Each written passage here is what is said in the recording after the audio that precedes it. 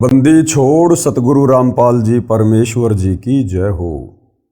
परमपिता परमात्मा सारी सृष्टि के रचनहार कुल मालिक असंख्य ब्रह्मांडों के स्वामी जगत गुरु तीनों लोकों में प्रवेश करके सबका धारण पोषण करने वाले राजाधिराज आत्माधार नाथों के नाथ देवों के देव महादेव सर्वेश्वर महेश्वर मृत्युंजय अजरो अमर आदि अनादि सनातनी प्रभु जगत पिता जगदीश्वर श्री श्री 1008 की उपाधि के वास्तविक अधिकारी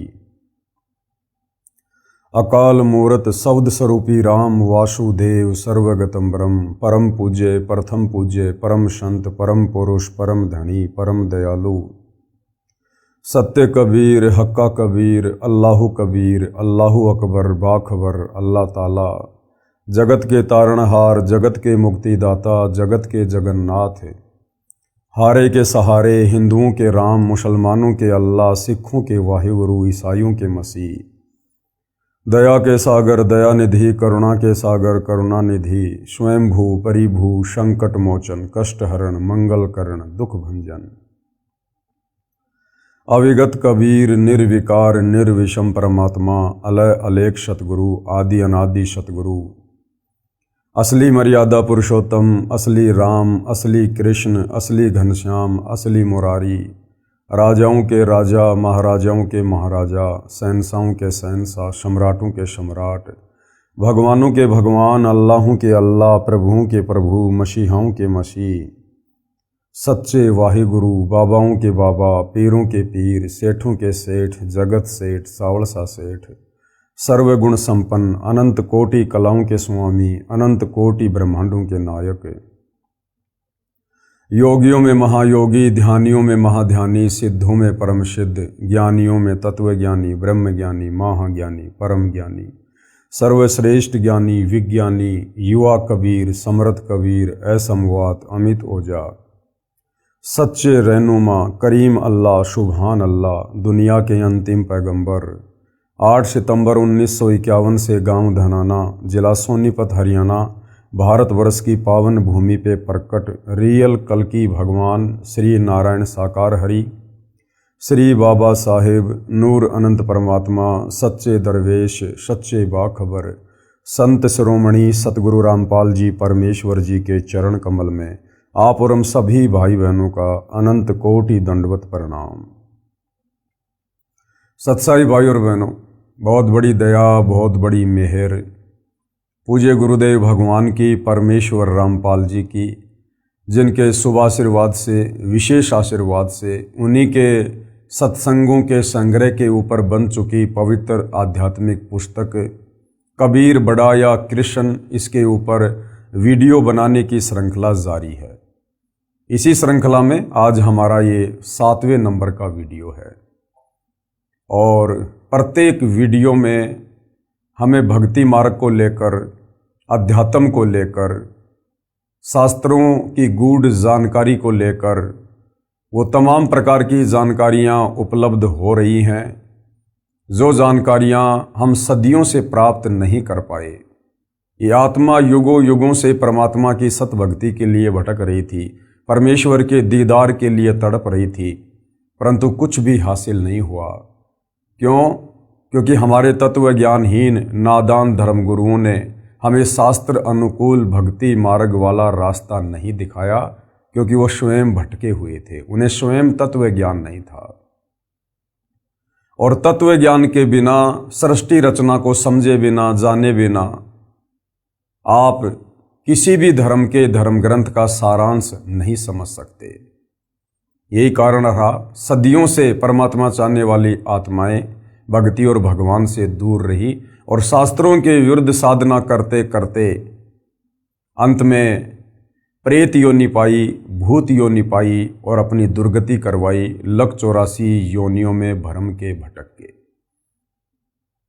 अब भाई और बहनों, सारी सृष्टि के सृजनहार कबीर परमेश्वर जी ने बहुत बड़ी रजा की है, दया की है। अपने विधान अनुसार परमेश्वर 8 सितंबर 1951 को गांव धनाना जिला सोनीपत हरियाणा भारतवर्ष की पावन भूमि पर प्रकट हुए हैं। तत्वदर्शी संत की जगत गुरु की भूमिका कर रहे हैं और सन 1994 से हमें आध्यात्मिक ज्ञान दे रहे हैं, भक्ति मार्ग बता रहे हैं, और सन 2000 से सर्वधर्मों के धर्मशास्त्रों से गूढ़ ज्ञान, गूढ़ जानकारी हमें उपलब्ध करवा रहे हैं, हमें आत्म कल्याण का मार्ग दिखा रहे हैं। तो भाइयों और बहनों, ये जो पवित्र पुस्तक कबीर बड़ा या कृष्ण है, ये सर्व धर्मों के, सर्व धर्मशास्त्रों के ज्ञान से प्रमाणित है। विशेषकर हिंदू समाज के भाई बहनों के लिए ये पुस्तक किसी वरदान से कम नहीं है।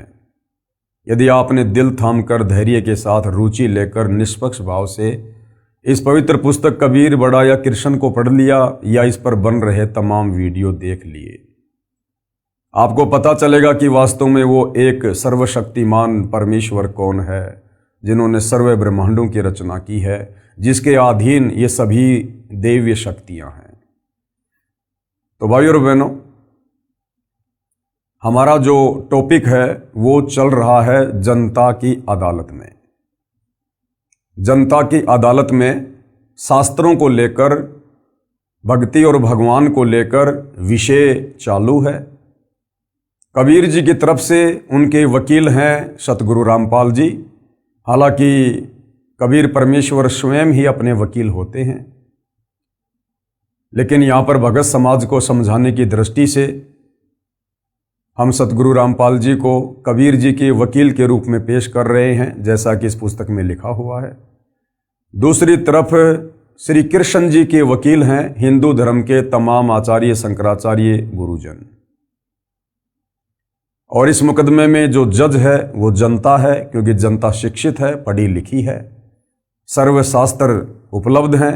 जनता अपनी आंखों से सारे प्रमाण देखकर स्वयं निर्णय करेगी कि वास्तव में कबीर बड़ा या कृष्ण। मुकदमा क्या है? श्री कृष्ण जी के वकीलों ने अर्थात हिंदू धर्म गुरुओं ने ये कहा है कि श्री कृष्ण अर्थात विष्णु ही सर्वशक्तिमान परमात्मा है। ये अविनाशी है, इनका जन्म और मरण नहीं होता है, इनके कोई माता पिता नहीं है, ये अजरो अमर है। और किसी भी हिंदू धर्म ग्रंथ में श्री कृष्ण उर्फ विष्णु से बढ़कर परमात्मा नहीं है, और इन्हीं की भक्ति करने का निर्देश है। दूसरी तरफ कबीर जी के वकील सतगुरु रामपाल जी का दावा है कि श्री कृष्ण जी के जितने भी वकील हैं, जितने भी धर्मगुरु हैं, ये सब झूठ बोल रहे हैं और समाज को भ्रमित कर रहे हैं। कबीर जी के वकील सतगुरु रामपाल जी का कहना है कि श्री कृष्ण अर्थात विष्णु अजरो अमर नहीं है, और किसी भी धर्मशास्त्र में श्री कृष्ण उर्फ विष्णु की पूजा करने का विधान नहीं है, ना वेदों में ना गीता में। और श्री कृष्ण उर्फ विष्णु के माता पिता हैं। इनकी माता का नाम देवी दुर्गा है और इनके पिता का नाम काल ब्रह्म है। और ये तीन भाई हैं, ब्रह्मा, विष्णु, महेश।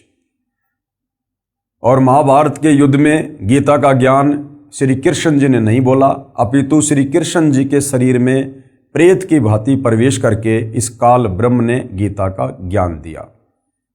और भाइयों और बहनों, हमने वीडियो नंबर 5 में देखा कि जनता की अदालत में जनता के सामने कबीर जी के वकील सतगुरु रामपाल जी ने हिंदू धर्मशास्त्रों से ही प्रमाणित कर दिया कि वास्तव में श्री कृष्ण जी के वकील अर्थात तमाम हिंदू धर्म गुरु गलत हैं, इन्हें अपने शास्त्रों का भी ज्ञान नहीं है। और कबीर जी को सर्वश्रेष्ठ, सर्वशक्तिमान, सर्व ब्रह्मांडों के रचयिता साबित किया। साथ में वीडियो नंबर 6 में सतगुरु रामपाल जी ने बताया कि जितने भी हिंदू धर्मगुरु हैं जिन्होंने गीता जी का अनुवाद किया है, उन्होंने अनुवाद करने में भी त्रुटि की है, गफलत की है। गीता अध्याय 18 श्लोक 66 में एक वर्ज शब्द है जिसका अर्थ है जाना, किंतु सर्व गीता अनुवादकों ने उसका अर्थ किया है आना। उन्होंने अर्थ का अनर्थ किया है, गीता के श्लोक का भावार्थ ही बदल दिया है अपनी तत्व ज्ञानहीनता के चलते। आज भाइयों और बहनों, जनता की अदालत में ये 7वें नंबर का वीडियो है। इस वीडियो में कबीर जी के वकील सतगुरु रामपाल जी धर्मशास्त्रों से प्रमाणित कर रहे हैं कि पूजा के योग्य केवल एक ही परम शक्ति है, एक ही परमेश्वर है, वे हैं परम अक्षर ब्रह्म अर्थात सत्य पुरुष कबीर देव। तो भाई और बहनों, अब हम आगे बढ़ते हैं जनता की अदालत में।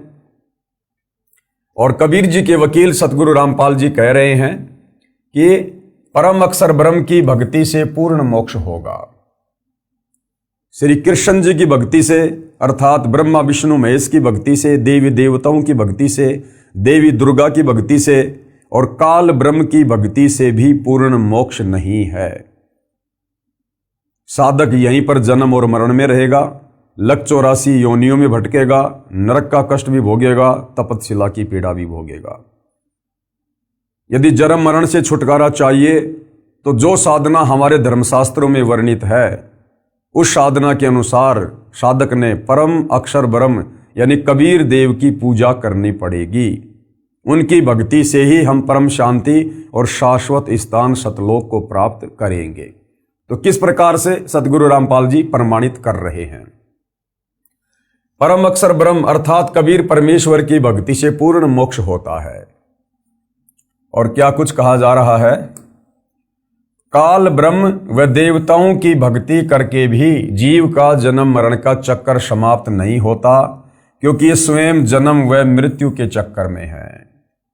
काल ब्रह्म यानी 21 ब्रह्मांड का स्वामी, ज्योति निरंजन, दुर्गा का पति, ब्रह्मा विष्णु महेश का पिता। इस काल ब्रह्म की भक्ति से, देवी दुर्गा की भक्ति से, अन्य देवताओं की भक्ति से जन्म मरण का कष्ट समाप्त नहीं होगा, क्योंकि ये खुद जन्म और मरण में है। गीता ज्ञानदाता ने गीता अध्याय 2 श्लोक 12, गीता अध्याय 10 श्लोक 2, गीता अध्याय 4 श्लोक 5 और 9 में खुद अपने जन्म और मृत्यु को स्वीकार किया है। तो इनकी भक्ति करने से साधक का जन्म मरण का चक्कर समाप्त नहीं हो सकता।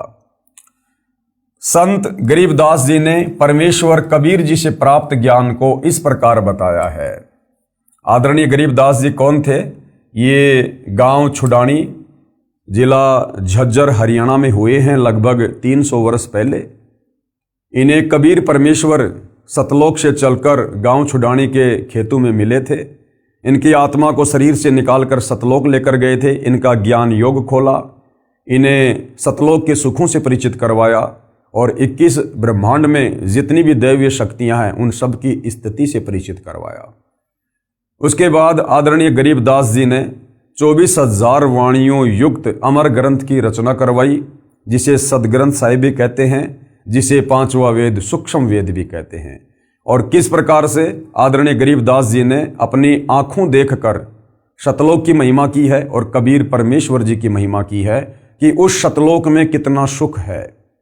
और कबीर परमेश्वर की भक्ति से ही पूर्ण मोक्ष होता है।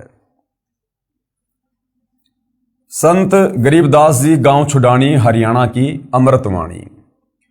तो आदरणीय गरीबदास जी क्या कह रहे हैं? मन तू चल रे सुख के सागर, जहां शब्द सिंधु रत्नागर। अपने ऊपर लेकर कह रहे हैं आप और हमें समझाने के लिए कि ऐ मेरे मन, इस काल के 21 ब्रह्मांड में क्यों धक्के खा रहा है? उस सुख सागर सतलोक में चल, जहां शब्द सिंधु रत्नागर।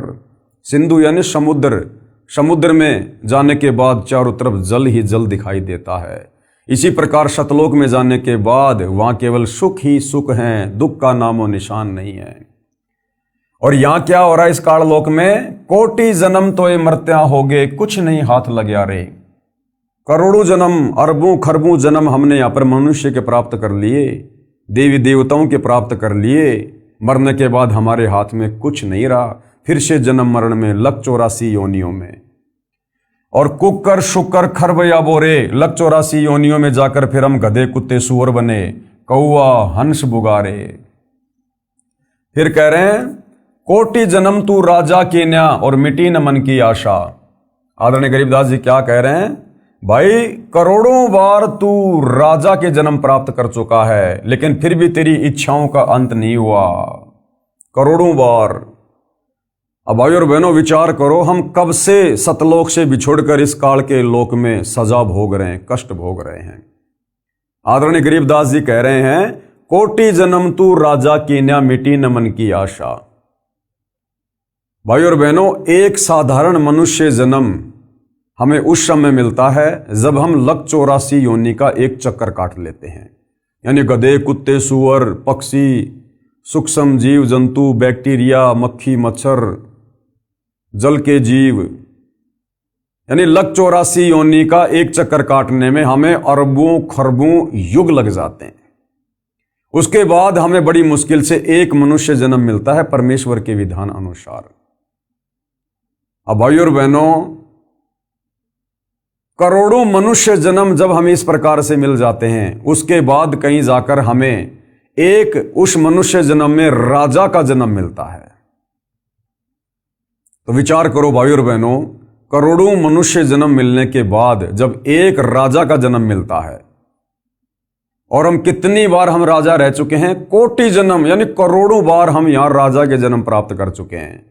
तो सोचिए आम मनुष्य के जन्म हम कितने अरबों खरबों प्राप्त कर चुके हैं, और एक मनुष्य जन्म लक 84 योनि भोगने के बाद तो सोचो भाई और बहनों, लक 84 योनियां तो हम इतनी बार भोग चुके हैं, गधे, कुत्ते, सूअर की जिसकी कोई गिनती ही नहीं है। और आज भी हम इसी काल के लोक में हैं। आज हमें गुरुदेव ने केवल मौका दिया है, मौका संभलने का, सुधरने का, अपनी भूल सुधार करने का, वापस सतलोक जाने का, भक्ति करने का। यदि आज हमने जरा सी त्रुटि कर दी, सतगुरु का वचन तोड़ दिया, या सतगुरु को अपने किसी भी कर्म के चलते नाराज कर दिया कि जिन बातन से गुरु दुख पावे उन बातों को दूर भगावे, तो भाइयों और बहनों, हम लक 84 योनि के किनारे खड़े हैं, दहलीज पे खड़े हैं। अभी हम सतलोक में नहीं हैं, काल के 21 ब्रह्मांड में हैं। सावधानी हटी, दुर्घटना घटी। तो ये इतना सारा ज्ञान देने का, ये बड़े बड़े शास्त्र लिखने का, दिन रात गुरुदेव ने जो संघर्ष किया है पिछले 30 वर्षों से, केवल इसलिए कि हम आत्माएं अब वो गलती ना करें जो गलतियां हम युगों युगों से सतगुरु की शरण में आने के बाद भी करते आ रहे हैं, गुरु को मानुष मानकर भक्ति करने वाली। तो अब भाई और बहनों, सिर धड़की बाजी है। कोटि जन्म तू राजा के ना मिटी न मन की आशा। परमात्मा कहते हैं भाई करोड़ों बार तू राजा के जन्म प्राप्त कर चुका है, और राजा के जन्म में तो तेरे पास में सारा ठाट बाट होता है, सारा सुख होता है, और उस राजा के जन्म में भी तेरी इच्छाओं का कभी दमन नहीं हुआ, तेरी इच्छाओं का अंत नहीं हुआ। तो नालायक, आज तो तू एक साधारण सा व्यक्ति है, हैंड टू माउथ है, कोई मजदूरी करता है, कोई किसानी करता है, कोई खेती करता है, बड़ी मुश्किल से जीवन यापन करता है। आज तू क्या प्राप्त कर लेगा? क्यों दिन रात माया की दौड़ में आगे से आगे भाग रहा है? अब तुझे सतगुरु मिल गया, अब तो बैठ के भक्ति कर ले। जब तूने राजाओं के जन्म में कोई वो किला नहीं तोड़ा, अब तू इस दारिद्र वाले जीवन में, सामान्य व्यक्ति वाले जीवन में तू कौन सा रावण बन जाएगा, कौन सा तू धनपति बन जाएगा। और ये धनपति, ये भी सतगुरु की भक्ति ही बनाएगी, अन्यथा जो हमारे भाग्य में है हमें केवल वही मिलेगा, चाहे हम कितने पैर क्यों ना पटक लें। तो परमेश्वर हमें समझा रहे हैं प्यार से, प्रेम से, कि भाई अब इस तत्व ज्ञान को समझकर अपनी इच्छाओं का दमन कर, इस काल लोक की भाग दौड़ में मत भाग, दुनिया को देख के मत भाग। उसके पास में बड़ी कोठी, उसके पास में बड़ी कार, उसका बेटा नौकरी लग गया, उसके पास इतने प्लाट, उनको करने दे, अंत में यही छोड़ के जाएंगे। अगले जन्म में गधे बन के, कुत्ते बन के, सूअर बन के उन कोठियों के आसपास में मंडराएंगे, उस कार के नीचे छाया में भी ढंग से उन्हें कोई नहीं बैठने देगा।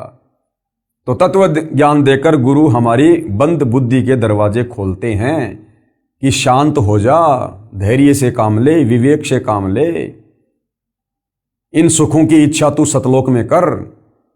यहाँ के तो सुख सारे थोते हैं, जैसे एक नमक की बोरी और एक खांड की बोरी, दोनों का रंग सेम, दोनों का रंग बिल्कुल सेम, लेकिन नमक कितना खारा होता है और खांड कितनी मीठी होती है।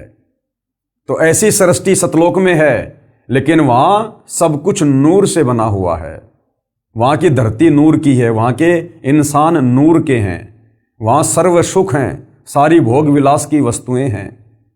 यहाँ की तरह वहाँ लड़ाई झगड़ा, राग द्वेष, ईर्ष्या, छल कपट, चोरी जारी, रिश्वत, धक्का मुक्की, धोखाधड़ी ये नहीं है।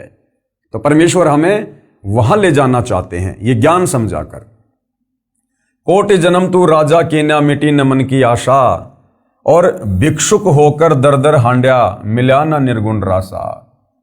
और बहुत सारे जन्मों में तू साधु संत बनकर भगत बनकर तूने परमात्मा प्राप्ति के लिए भी कठिन प्रयत्न किए, लेकिन तुझे वो निर्गुण रासा अर्थात मोक्ष मार्ग नहीं मिला। अब मिला है तो अब तू गफलत कर रहा है, तो फिर भाई कैसे बात बनेगी। फिर क्या कह रहे हैं आदरणीय गरीबदास जी, इंद्र कुबेर ईश की पदवी और ब्रह्मा वरुण धर्मराया, विष्णुनाथ के लोक को जाकर तू बहुर वापस आया। कि हे मन, ये काल जब तू मनुष्य जन्म प्राप्त करता है तो तेरे 3 इंजेक्शन लगवा देता है, रजगुण ब्रह्मा का, सतगुण विष्णु का, तमगुण शंकर का, और तू अपनी तमाम याददाश्त को खो बैठता है कि मैं पूर्व जन्म में क्या था, कहाँ था, मैं राजा भी रह चुका हूँ, मैं देवता भी रह चुका हूँ, मैं ब्रह्मा विष्णु महेश के पद को भी प्राप्त कर चुका हूँ। तो अब हमें सतगुरु याद दिला रहे हैं कि हे मन, तू देवताओं का राजा इंद्र भी रह चुका है, तू धन का देवता कुबेर भी रह चुका है, और ईश की पदवी यानी ब्रह्मा विष्णु महेश के पद भी तू प्राप्त कर चुका है। ब्रह्मा वरुण धर्मराया और विष्णुनाथ के पुर को जाकर और विष्णु भगवान के लोक में जाकर भी तू वापस आ चुका है, बहुर अपूठा आया। यानी तूने इस मनुष्य जन्म में इस पृथ्वी पर भक्ति करके काल की, या कभी सतगुरु आए उनसे उपदेश लेकर टूटी फूटी भक्ति की, बीच में छोड़ दी, उस भक्ति के प्रतिफल में तू ऊपर के लोकों में देव पद भी प्राप्त कर चुका है, लेकिन फिर भी तेरी इच्छाओं का अंत नहीं हुआ, तुझे वो परमात्मा नहीं मिला, तुझे वो भक्ति मार्ग नहीं मिला जो तुझे पूर्ण मोक्ष प्रदान करवा दे, और यदि मिला तो उस पर तू नहीं रुक पाया। तो कहने का मतलब है कि अब तुझे मौका मिला है, अब तुझे परमात्मा ने फिर से सुअवसर दिया है, तेरे ऊपर मेहरबान हुए हैं, अब इस मौके को मत चूक, इस ज्ञान को आधार बना। फिर क्या कह रहे हैं, असंख्य जन्म तो ये मरत्या होगे, जीवित क्यों ना मरे रे, और 12 मध्य महल मठ बोरे, बहुर ना दे धरे रे। गरीबदास जी कह रहे हैं असंख्य जन्म तो ये मरते होंगे और जीवित क्यों ना मरे रे, कि हर बार तू मनुष्य जन्म प्राप्त करता है, हर बार तेरी मृत्यु होती है, और तेरा जोड़ा जाड़ा धन, तेरा परिवार, तेरी संपत्ति यहीं पर रह जाती है, तू हाय हाय करता हुआ मर जाता है। यहीं पर किसी न किसी धन में, बेटा में, बेटी में, पोता में, पोती में तेरी आस्था रह जाती है, और तू यहीं पर वापस गधा कुत्ता शुअर बनकर घूमता रहता है। अब गरीबदास जी कह रहे हैं भैया तुझे तत्व ज्ञान मिल गया, तुझे सतगुरु मिल गया, अब तू जीवित मरना सीख ले। अब तुझे गुरु ने सतलोक से इस काल लोक की तुलना करके दिखा दी कि ये तो खोकापुर है, खोकापुर, यहां कुछ नहीं है सिवाय कष्टों के, दुखों के, पीड़ाओं के, जन्म और मरण के, लग 84 योनियों के। तो अब तू जीवित मर जा, यानी इस काल लोक की किसी भी वस्तु की डिमांड अपने हृदय में मत रख, अपने सतगुरु से मत कर। और भक्ति करने के लिए इस गंदे लोक में जब तक तेरी श्वास है तब तक जीवित रहने के लिए तुझे जिन जिन वस्तुओं की आवश्यकता होगी, तेरा सतगुरु समय से पहले तेरे सामने लाके खड़ी कर देगा। इसलिए अब तू अपना टारगेट केवल मोक्ष प्राप्ति बना और जीवित मर जा। कोई तुझे गाली दे, कोई तेरे साथ मार पिटाई करे, कोई तेरे ऊपर मुकदमा करे, कोई तुझे गुंडा कहे, भूंडा कहे, सब सहन कर। क्यों? क्योंकि ये तेरा अंतिम मनुष्य जन्म है। और भाइयों और बहनों, आप और हमारे में से यदि किसी को ये पता चल जाए, हमें दिखा दिया जाए भविष्य के दर्पण में कि भैया 24 घंटे बाद कल रात्रि 9 बजे तेरी मृत्यु है, तू संसार छोड़कर जाएगा, और उसको भी बिल्कुल कन्फर्म हो जाए कि हाँ 24 घंटे बाद मेरी मृत्यु है। भाइयों और बहनों, उस व्यक्ति की स्थिति क्या होगी? उसे ना कोई यहां पर अपना मित्र दिखाई देगा, ना यहां उसे अपना कोई दुश्मन दिखाई देगा। पहले चाहे कोई उसका मित्र था, कोई दुश्मन था, लेकिन अब उसको पता चल गया कि 24 घंटे बाद तू संसार में नहीं रहेगा, तेरी मृत्यु है, तुझे सब कुछ छोड़ के जाना पड़ेगा।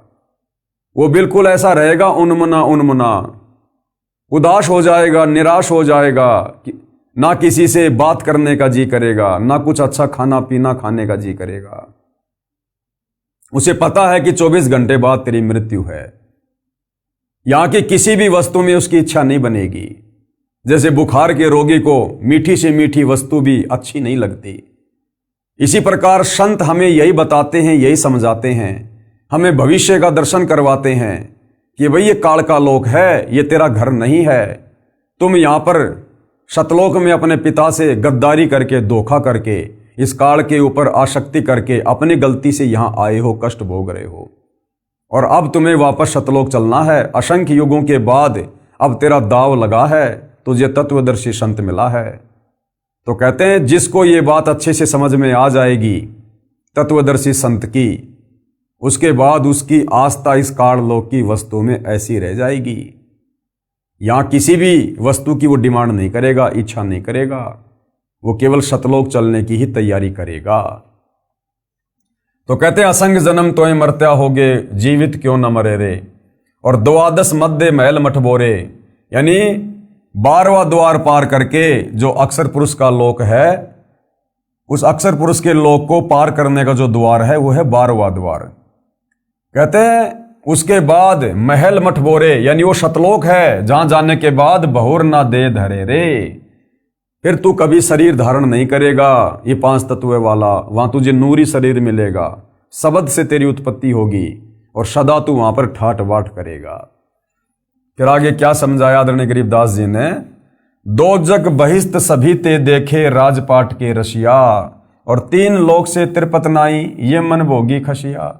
कि हे मन, तू करोड़ों बार मनुष्य जन्म प्राप्त करके मृत्यु के बाद फिर तू नरक में भी गया, बहिस्त यानी स्वर्ग में भी गया, और राजपाट की रसिया, तूने राज्य भी भोगा, और 3 लोक से तिरपत नाई ये मन भोगी खसिया। और यदि तुझे 3 लोकों का राज दे दिया जाए तो भी तत्व ज्ञान के अभाव में तेरी इच्छा पूर्ति नहीं हो सकती है। तुझे और अधिक प्राप्त करने की चाहत बनी रहेगी कि और किसी लोक के ऊपर अपना स्वामित्व कायम करूं। तो परमात्मा कहते हैं यदि इस मन की इच्छाओं को शांत करना है तो तत्वदर्शी संत से उपदेश लेकर भक्ति कर। सुमरण से, भक्ति से, दान धर्म से इन इच्छाओं का अंत होगा, और ये अंत हुए बिना हम सतलोक नहीं जा सकते, वहां के सुख नहीं भोग सकते। जब तक हम काल लोक के सुखों को नहीं त्यागेंगे हृदय से, दिल से, तब तक हम सतलोक के वास्तविक सुखों को प्राप्त करने के अधिकारी नहीं बनेंगे। फिर क्या कहा, सतगुरु मिले तो इच्छा मेटे, पद मिल पदय समाना, चल हंसा उस लोक पठाऊं जो आदि अमर अस्ताना। ये इच्छाएं कैसे समाप्त होंगी? सतगुरु मिले तो इच्छा मेटे। सतगुरु हमें तत्व ज्ञान देगा, हमें काल लोक से सतलोक की तुलना करके दिखाएगा, यहां के दुखों से परिचित करवाएगा, सतलोक के सुखों से अवगत करवाएगा। जो जो महापुरुष सतलोक में जाकर आए हैं हमें उनकी जीवनी से परिचित करवाएगा, और तत्व ज्ञान सुनकर सतगुरु के द्वारा दी गई भक्ति करके, भक्ति की शक्ति से और ज्ञान से इस काल लोक से हमारी इच्छाएं हटेंगी, सतलोक में हमारी सुरती लगेगी। तो सतगुरु मिलेगा तो काल लोक की इच्छाओं से हमारे मन को हटाएगा, और पद मिल पदय समाना, और सतगुरु हमें जो भक्ति की जो वो पद्धति देगा, वे ऑफ वर्शिप बताएगा। जब उस भक्ति को हम मन लगाकर करेंगे, मर्यादा में रहकर करेंगे, तो पद मिल पदय समाना, यानी हम उस अमर पद में समा जाएंगे, उस परम पद में चले जाएंगे, सतलोक में चले जाएंगे, वास्तविक उस धाम में चले जाएंगे। चल हंसा उस लोक पठाऊं जो आदि अमर अस्ताना, वो अविनाशी लोक है, वो कभी विनाश में नहीं आता, सदा रहने वाला है, सतलोक। फिर क्या बताया वहां पर कितने सुख हैं भाई? 4 मुक्ति जहां चंपी करती माया हो रही दासी, और दास गरीब अभय पद पर से मिलय राम अविनाशी। वहां क्या होगा? 4 मुक्ति जहां चंपी करती, चंपी करना होता है जैसे पैरों को चंपी करना, दबाना हल्के हल्के, उसको कहते हैं चंपी करना। तो आदरणीय गरीबदास जी जिन्होंने आंखों सतलोक को देखा, तो क्या महिमा वर्णन कर रहे हैं वहां के सुखों की, कि 4 मुक्ति तो वहां पर तुम्हारी चंपी करती है, तुम्हारी नौकरानी है। 4 मुक्ति जो यहां पर ब्रह्मा विष्णु महेश को प्राप्त है, अर्थ धर्म काम मोक्ष, कहते हैं 4 मुक्तियां तो वहां पर तेरी नौकरानी, तेरे चरणों में तेरी दासी बन के रहेगी, उनकी तरफ तो तू झांकेगा भी नहीं। ऊपर इतने सुख हैं वहां पर। यहां ब्रह्मा विष्णु महेश को जो सुख प्राप्त हैं, जो सिद्धियां रिद्धियां प्राप्त हैं, सतलोक में तो तेरे चरणों में पड़ी रहेंगी, उनकी तरफ तो तू देखेगा भी नहीं। वहां इतने ठाट बाट हैं, इतने सुख हैं। अरे जिसके बाप ने अपने बेटे को एरोप्लेन लाके दे दी, वो साइकिल की तरफ देखता भी नहीं। तो सतलोक के सुखों की तुलना में इस काल लोक के ये ब्रह्मा विष्णु महेश को जो 4 मुक्तियां प्राप्त हैं, ये तो साइकिल के समान है, साइकिल के समान। 4 मुक्ति जहां चंपी करती माया होरी दासी, और दास गरीब अभय पद पर से। गरीब दास जी कह रहे हैं तुम उस अभय पद को, जहां जाने के बाद कोई डर नहीं, कोई भय नहीं, तुम उसको प्राप्त हो जाओगे। और फिर क्या होगा? मिले राम अविनाशी, और तुम्हें वहां पर फिर वो अविनाशी कबीर परमेश्वर मिलेगा। हालांकि आज भी धरती पर कबीर परमेश्वर ही हैं सतगुरु रामपाल जी के रूप में, लेकिन वहां हमें उनके वास्तविक दीदार होंगे, उनके नूरी शरीर के दीदार होंगे। तो कहते हैं फिर तुझे वहां पर वो अविनाशी परमात्मा मिलेगा। सूक्ष्म वेद की वाणी का सरलार्थ है, आत्मा अपने साथी मन को अमर लोक के सुख तथा इस काल ब्रह्म के लोक के दुख को बताकर सुख के सागर रूपी अमर लोक यानी सतलोक में चलने के लिए प्रेरित कर रही है। काल ब्रह्म के लोक यानी किस ब्रह्मांडों में रहने वाले प्राणी को क्या क्या कष्ट होते हैं, पहले ये जानकारी बताई है और कहा है कि काल ब्रह्म के लोक का अटल विधान है कि जो जन्मता है उसकी मृत्यु निश्चित है, और जो मर जाता है उसका जन्म निश्चित है। कोटि जन्म तो ही मरते होंगे, जीवित क्यों ना मरे रे। इसका प्रमाण गीता जी में देखिएगा। और ये सारी बातें भाई और बहनों भूल मत जाना। जनता की कोर्ट में कबीर परमेश्वर जी के वकील सतगुरु रामपाल जी इन शास्त्रों का हवाला देकर, 5वें वेद सूक्ष्म वेद की वाणियों का हवाला देकर श्री कृष्ण जी के वकीलों के सामने सबको बता रहे हैं, सबको दिखा रहे हैं कि परम अक्षर ब्रह्म यानी कबीर देव की भक्ति से पूर्ण मोक्ष होता है, और सतलोक में ही असल में वास्तव में सुख है। श्रीमद् भगवद गीता अध्याय 2 श्लोक 22 में इस प्रकार कहा है। क्या कहा है?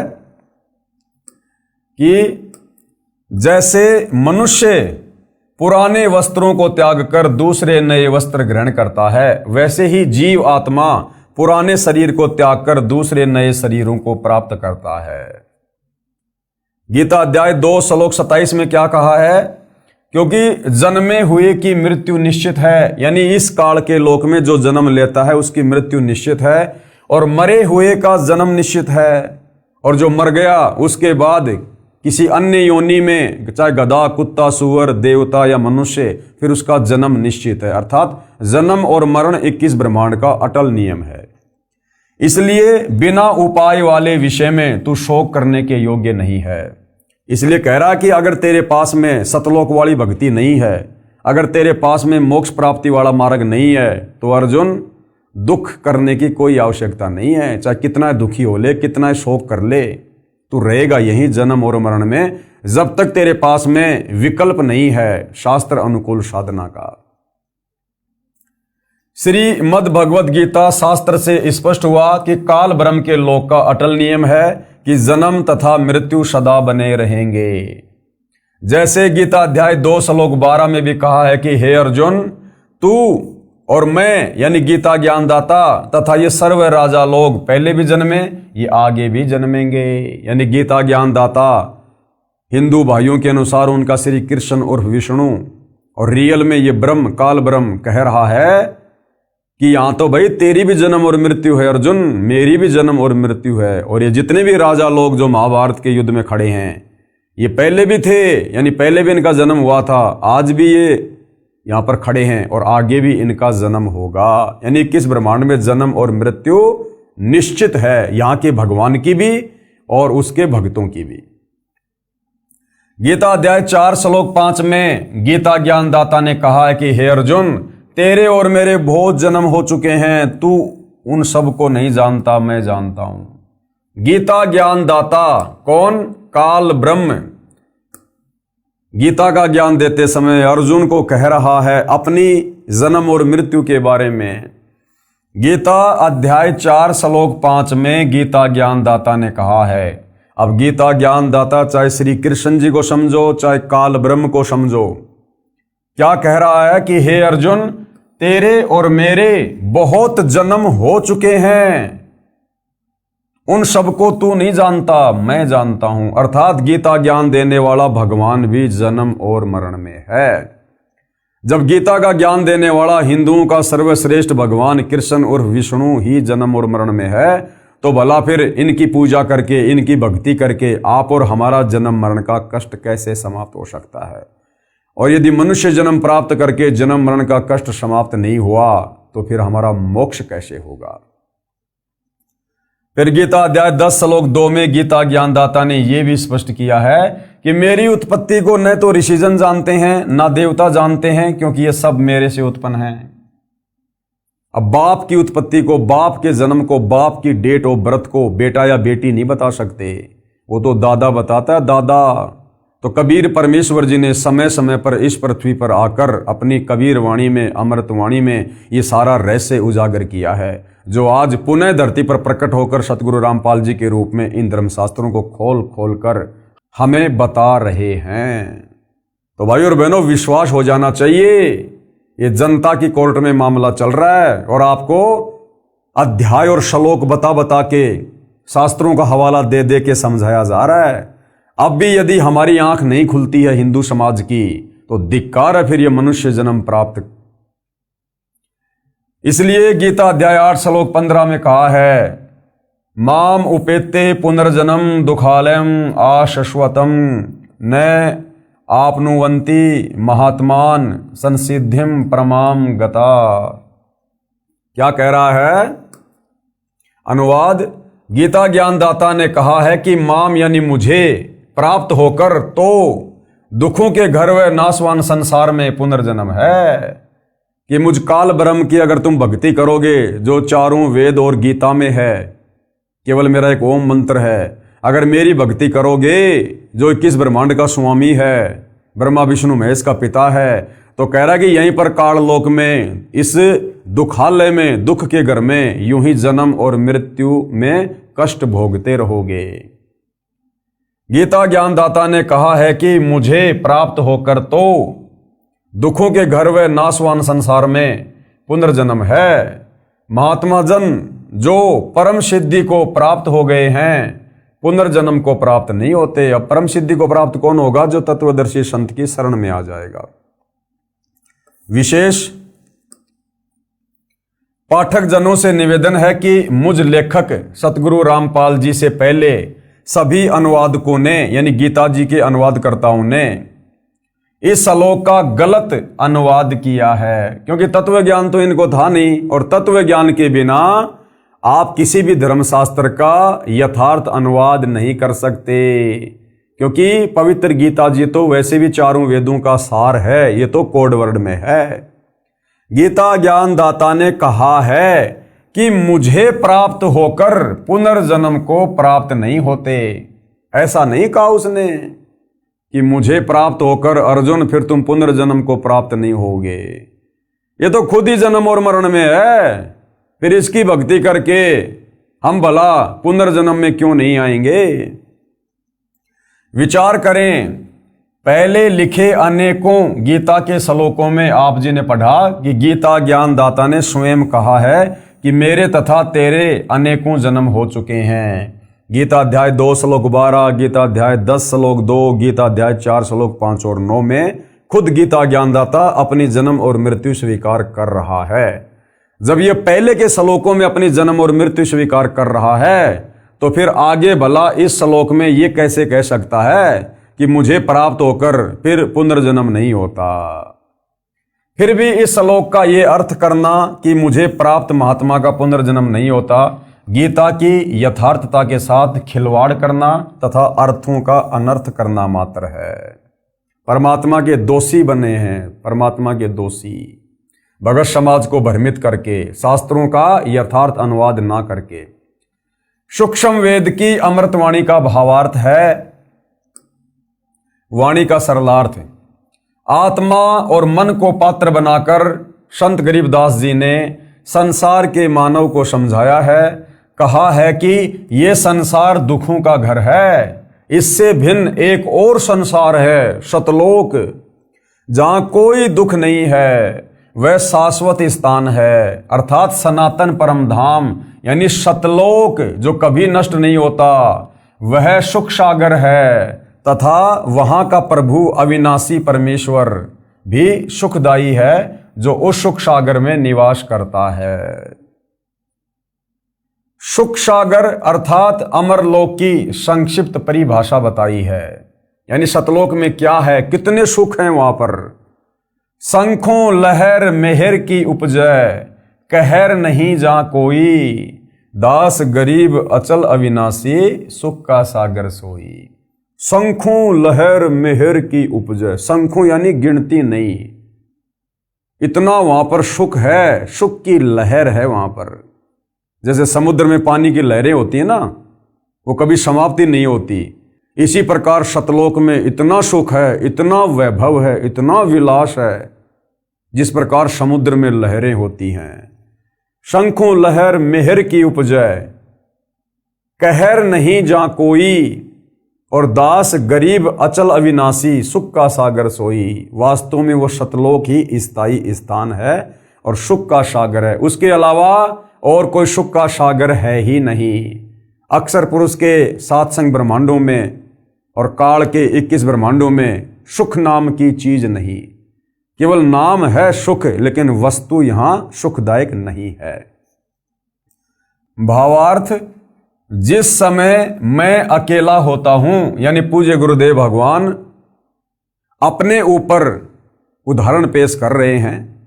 हालांकि ये तो परमेश्वर हैं, परमात्मा हैं, सुख के सागर हैं, इनका तो सबके प्रति समदृष्टि भाव रहता है। इनमें राग द्वेष ईर्ष्या किसी भी प्रकार का कोई रजोगुण तमोगुण सतोगुण कुछ भी नहीं होता है, ये निर्मोही परमात्मा है। लेकिन आप और हमें भक्ति मार्ग को समझाने के लिए अपने ऊपर उदाहरण पेश कर रहे हैं। जिस समय मैं अकेला होता हूं तो कभी कभी ऐसी हिलोर अंदर से उठती है, उस समय सब अपने से लगते हैं। चाहे किसी ने मुझे कितना ही कष्ट दे रखा हो, उसके प्रति द्वेष भावना नहीं रहती, सब पर दया भाव बन जाता है। ये स्थिति कुछ मिनट ही रहती है, उसको मेहर की लहर कहा जाता है। सतलोक अर्थात सनातन परम धाम में जाने के पश्चात प्रत्येक प्राणी को इतना आनंद आता है, वहां पर ऐसी असंख्यों लहरें आत्मा में उठती रहती है, क्योंकि वहां कोई राग द्वेष नहीं है, कोई लड़ाई झगड़ा नहीं, कोई मन मुटाव नहीं, किसी चीज का वहां पर कोई अभाव नहीं। भाई मन में राग द्वेष ऊंच नीच का भाव तो उस समय आएगा जब कोई गरीब होगा, कोई अमीर होगा, और उन अमीरों के सुखों को देखकर वो गरीब आदमी ना जाने अपने मन में क्या क्या सोचेगा। तो ये ऊंच नीच का भाव, राग द्वेष का भाव उस समय उत्पन्न होता है जहां पर समानता नहीं होती है। तो सतलोक में तो कबीर परमेश्वर जी ने सबको एक जैसा सुख दे रखा है, सबको एक जैसी वस्तुएं उपलब्ध करवा रखी हैं, किसी के घर में किसी प्रकार की कोई कमी नहीं है। तो वहां पर एक दूसरे के प्रति राग द्वेष उपजता ही नहीं है। जब वह लहर मेरी आत्मा से हट जाती है तो वही दुखमय स्थिति प्रारंभ हो जाती है। उसने ऐसा क्यों कहा, वह व्यक्ति अच्छा नहीं है, वो हानि हो गई, ये हो गया, वो हो गया, ये कहर यानी दुख की लहर कही जाती है। अब ये भाव सतगुरु रामपाल जी में उत्पन्न नहीं होते, क्योंकि ये तो परमेश्वर हैं। हम इंसानों की स्थिति बता रहे हैं अपने ऊपर लेकर कि कभी कभार थोड़ी बहुत देर के लिए हमारे मन में वो लहर की मेहर उठती है, हमें दुश्मन भी मित्र नजर आता है, लेकिन होता है थोड़े समय के लिए। उसके बाद फिर से हमारे दिलो दिमाग में, हमारे मन में वही बकवाद, वही खरपतवार, कभी रजोगुण, कभी शतोगुण, कभी तमोगुण। उसने उधार ले रखा है, अभी तक दिया नहीं है, कल जाऊंगा, नहीं देगा तो ये कर दूंगा, वो कर दूंगा, या हमारे से कोई पैसा मांगने आया है, हमारे पास में पैसा नहीं है, झूठ बोलते रहते हैं, छुपते रहते हैं, यानी बहुत तरह की बातें। ये हम जीवों की स्थिति गुरुदेव अपने ऊपर लेकर हमें समझा रहे हैं कि यहाँ पर तो दुख ही दुख हैं। यहाँ पर तो कभी एक आध बार कोई वो लहर की मेहर आती है, मेहर की लहर, अन्यथा यहाँ तो कहर ही कहर है, कहर ही कहर है। और सतलोक में सदा वहाँ पर मेहर की लहर उठती रहती है, उठती रहती है, अनवरत, कंटिन्यू, इतना सुख है वहाँ पर। कहने का मतलब है भाई और बहनों, सतलोक के सुखों के विषय में बताकर इस काल लोक से गुरुदेव हमारी वृत्ति को हटाना चाह रहे हैं। उस सतलोक में असंख्य लहर मेहर यानी दया की उठती हैं, वहाँ कोई कहर यानी भयंकर दुख नहीं है। वैसे तो सतलोक में कोई दुख नहीं है, कहर का अर्थ है भयंकर कष्ट होता है। जैसे एक गांव में आपसी रंजिश के चलते विरोधियों ने दूसरे पक्ष के एक परिवार के 3 सदस्यों की हत्या कर दी। वहीं पर भूकंप के कारण हजारों व्यक्ति मर जाते हैं, उसे कहते हैं कहर टूट पड़ा या कहर कर दिया। ऊपर लिखी वाणी में सुख सागर की परिभाषा संक्षिप्त में बताई है, यानी सतलोक के सुखों का वर्णन किया नहीं जा सकता, ये जिव्या से बोलकर नहीं बताया जा सकता, इतने सुख हैं वहां पर। तो गुरुदेव कह रहे हैं आप लोगों को आंशिक जानकारी दे रहे हैं। कहा है कि वह अमर लोक अचल अविनाशी अर्थात कभी चलायमान नहीं है, वहां कभी भी कोई प्रलय नहीं आती है। जैसे 21 ब्रह्मांड ये नष्ट होता है जब प्रलय आती है, अक्षर पुरुष के साथ संग ब्रह्मांड भी समय आने पर उत्पत्ति और प्रलय में आते हैं, नष्ट होते हैं। लेकिन सतलोक वहां कभी कोई प्रलय नहीं आती है, वहां कोई भूकंप नहीं, कोई आंधी नहीं, कोई ओलावृष्टि नहीं, किसी चीज का कोई अभाव नहीं। वो अचल अविनाशी है, सदा रहने वाला अजरो अमर स्थान है। सतलोक कभी ध्वस्त नहीं होता तथा वहां रहने वाला परमेश्वर अविनाशी है। और सतलोक में रहने वाला कबीर भगवान भी अविनाशी है, इस काल की तरह नाशवान नहीं है, अक्षर पुरुष की तरह जन्म और मृत्यु में नहीं है, वो अविनाशी परमेश्वर है। और जब हम सतलोक चले जाएंगे तो हम आत्माएं भी अविनाशी पद को प्राप्त होंगी, हम भी फिर कभी मृत्यु में नहीं आएंगे। तथा वहां रहने वाला परमेश्वर अविनाशी है, वह स्थान तथा परमेश्वर सुख का समुद्र है। जैसे समुद्री जहाज बंदरगाह के किनारे से 100 या 200 किलोमीटर दूर चला जाता है तो जहाज के यात्रियों को जल अर्थात समुद्र के अतिरिक्त कुछ भी दिखाई नहीं देता, सब और जल ही जल नजर आता है। इसी प्रकार सतलोक में सुख के अतिरिक्त कुछ भी नहीं है, अर्थात वहां कोई दुख किसी भी प्रकार का नहीं है। तो भाई और बहनों, इतना सुंदर लोक, इतना अच्छा लोक जिसको हम नालायक अपनी नालायकी के चलते इस काल बलि के चक्कर में आकर छोड़कर आ गए हैं और यहाँ पर हम कहर पे कहर भोग रहे हैं। अब फिर से आप और हमारे ऊपर रजा हुई है, दया हुई है, दीन दयाल परमात्मा सतलोक से चलकर संत रूप में आए हैं। तो भाई और बहनों, अब हमने इस शुभ अवसर को हाथ से गंवाना नहीं है। अब पूर्व में लिखी वाणी का सरलार्थ किया जाता है। मन तू चल रे सुख के सागर, जहां शब्द सिंधु रत्नागर, कोटि जन्म तोए भरमत होगे, कुछ नहीं हाथ लग्या रे, कुकर शुकर खरबया बोरे, कौआ हंस बुगारे। क्या अनुवाद किया गुरुदेव ने? परमेश्वर कबीर जी ने अपनी अच्छी आत्मा संत गरीबदास जी को सूक्ष्म वेद समझाया। उसको संत गरीबदास जी गांव छुडानी जिला झज्जर हरियाणा प्रांत वाले ने आत्मा तथा मन को पात्र बनाकर विश्व के मानव को काल ब्रह्म के लोक का कष्ट तथा सतलोक का सुख बताकर उस परम धाम सतलोक में चलने के लिए सत्य साधना जो शास्त्रोक्त है यानी शास्त्रों के अनुसार है उसको करने की प्रेरणा की है। मन तू चल रे सुख के सागर अर्थात हे मन तू चल रे सुख के सागर अर्थात हे मन तू सनातन परम धाम में चल। शब्द को अविनाशी अर्थ दिया है क्योंकि शब्द नष्ट नहीं होता, इसलिए शब्द का अर्थ अविनाशीपन से है कि वह स्थान अमरत्व का सिंधु अर्थात सागर है और मोक्ष रूपी रतन का आगार अर्थात खान है। इस काल ब्रह्म के लोक में आप जी ने भक्ति भी की, परंतु शास्त्र अनुकूल साधना बताने वाले तत्वदर्शी संत ना मिलने के कारण आप करोड़ों जन्मों से भटक रहे हैं। कोटि जन्म तो ये भ्रमित होगे, कुछ ने हाथ लग्या रे। करोड़ों अरबों रुपए संग्रह करने में पूरा जीवन लगा देते हो, अचानक मृत्यु हो जाती है। वह जोड़ा हुआ धन जो आपके पूर्व के संस्कारों से प्राप्त हुआ था उसे छोड़कर संसार से चला गया। उस धन के संग्रह करने में जो पाप किए वे आप जी के साथ गए। आप जी ने उस मानव जीवन में तत्वदर्शी संत से दीक्षा लेकर शास्त्र विधि अनुसार भक्ति की साधना नहीं की, जिस कारण से आपको कुछ हाथ नहीं आया।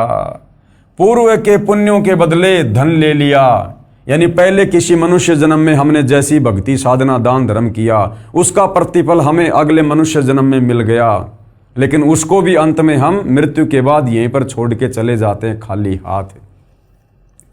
वो धन यहीं रह गया, आपको कुछ भी नहीं मिला। आपको मिले धन संग्रह तथा भक्ति शास्त्र अनुकूल न करने के पाप। क्या मिला हमारे को?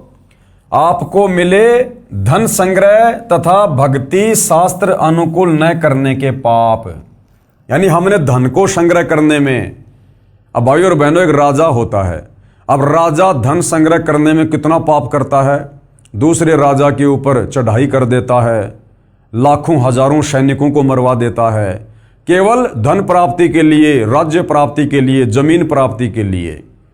जनता के ऊपर तरह तरह के टैक्स लगा देता है, जनता बेचारी कितनी परेशान हो जाती है, दुखी हो जाती है, राजा को बद्दुआ देती है, गालियां देती है, आत्मा दुखी होती है उनकी जब उनके साथ में न्याय नहीं होता है।